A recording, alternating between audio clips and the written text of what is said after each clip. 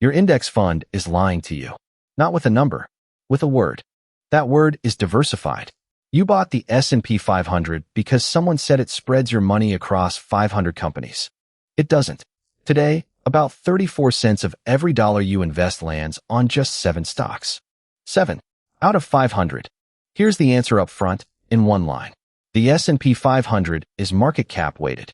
The biggest companies get the biggest slice. So a fund named for 500 now trades like a 7-stock tech bet. That's not automatically bad. But if you don't know it, you don't know what you own. So let's climb the ladder. One layer of concentration at a time. The one-line fixed weights at the top. Rung 1. The promise. Buy one share. And yes, technically you own a sliver of 500 big American companies. A soda maker. A car maker. A power utility in Wisconsin. Sounds like a buffet. Here's the catch. It is not an equal buffet. The fund is market cap weighted. The bigger the company, the bigger your bet on it. Automatically, whether you meant to or not. End of Rung 1. You own 500 names, but your money does not split 500 ways, and it's about to get lopsided. Rung 2. One company.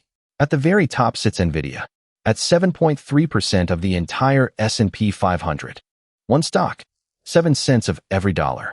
The smallest few hundred companies are weighted around 0.01% each. So Nvidia alone weighs more than several hundred of them put together. You didn't decide to make a giant bet on one chip maker. The index made it for you. In size. End of Rung 2. One stock, 7.3% of the whole fund. Rung 3. The 7. Add Apple, Microsoft, Amazon, Alphabet, Meta, and Tesla. That's the magnificent 7. Together, per slick charts at the end of 2025, they were about 34% of the S&P 500. A decade earlier, in 2015, those same 7 were 12%. The concentration nearly tripled in 10 years. Now the absurd part. 7 names, just over 1% of the companies, command a third of every dollar. The other 493 split what's left.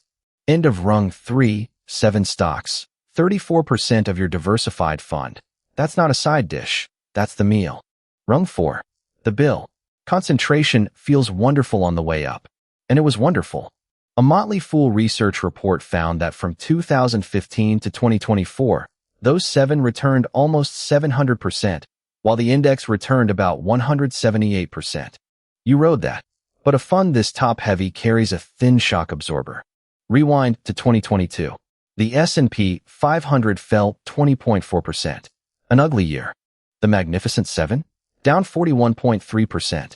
Roughly twice as hard. When a third of your fund is the same handful of tech names, a tech sell-off isn't diluted by your other 493 companies. It steers the whole ship. End of Rung 4. One bad year for 7 stocks, and your 500-company fund fell about 2 times as far as the label implied. Rung 5. What to actually do. And here's where I keep myself honest. The counter-argument is strong. Cap weighting is exactly why the S&P 500 beat almost everything. It let the winners run. The equal weight version, where Home Depot matters as much as Nvidia, has actually underperformed the last decade because it kept trimming the winners. And these 7 aren't fantasy stocks. They're among the most profitable companies on earth. So the message is not sell. The message is know what you own.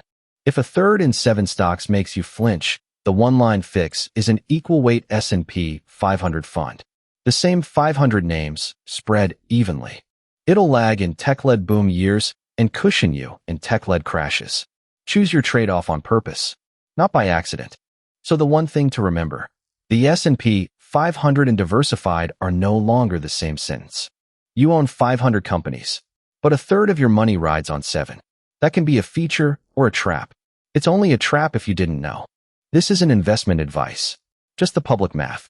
Run your own numbers and talk to a professional before you move real money. If this reframed what's inside your index fund, there's a new working theory here every night at 7. Tell me in the comments. Did you know your fund was a third 7 stocks? See you tomorrow.